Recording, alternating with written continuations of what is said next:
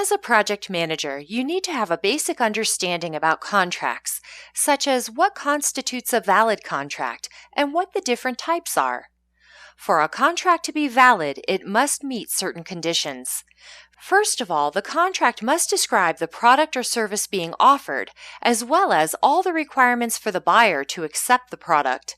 For example, the offer is to install 200 glass shower doors at a high-end hotel. The specifications, such as the sizes and type of glass and fittings, are detailed in another part of the contract. The contract also states what will be required for product verification and acceptance. A contract must specify the terms of payment for provided products or services. These terms include conditions such as when work must be invoiced and the type of credit extended. They also describe any discounts that aren't already in place between the buyer and seller. For example, a contract may state that payment for services will be made once work has been signed off by the project manager within 30 days of invoicing. A contract only becomes legally binding once the contracting parties have agreed to it, preferably in writing. The hotel developer in this case decides to accept the contractor's offer, and the parties both sign the contract at the developer's office on a specific date. Executing a contract properly involves both parties abiding by the terms it outlines. Only staff with the authority and capacity to do the work should perform contracted work. For example, if a contract requires a safety officer to supervise operations, only a qualified safety officer should do the job. Now we're going to explore one type of contract, the fixed price contract. Fixed price contracts must describe precisely what product or service will be supplied and at what price.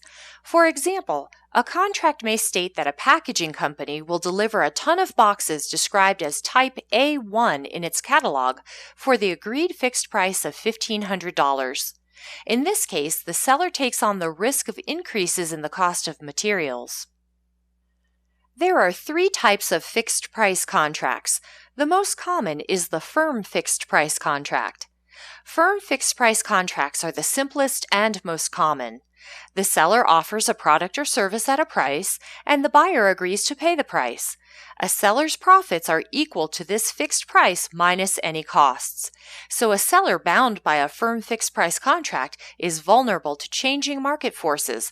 Cost increases could eat away at profits, though the seller can also benefit by reducing its costs. The variations on the fixed price contract each suit different seller and buyer requirements.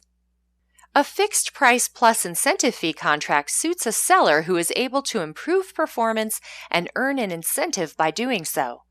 Fixed price plus incentive fee contracts stipulate a fixed price and include an incentive or bonus for early completion or some other measure of good performance. This type of contract motivates the seller to increase profits by meeting or surpassing the requirements in the contract. A fixed price with economic price adjustment contract suits a seller who is contracting to a project for a very long period over which prices are likely to change. For various economic and market-related reasons, prices change over time. Contracts offering a fixed price with economic price adjustment protect the buyer and seller from changes in the cost of labor, materials, and transport. For example, this type of contract can make a fixed price dependent on an inflation-related financial index. Let's consider an example. Suppose a furniture manufacturer places an order for 10 tons of packaging to pack its stock in time for the December sales rush. It offers a fixed price plus incentive fee contract. If the order arrives early, it enables the manufacturer to pack and deliver its goods to the retail stores ahead of its competitors. To achieve this competitive advantage, the manufacturer offers the packaging supplier a larger incentive, 30% of the fixed price, for early delivery. Say the packaging materials company signs a 3-year supply and delivery contract with the furniture manufacturer.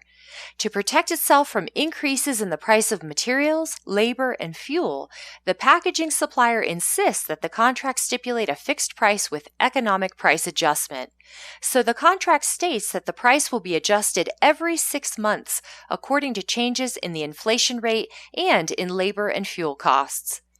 In summary, fixed price contracts specify a flat fee. They may also include incentive fees and allow for economic adjustment of the agreed fee.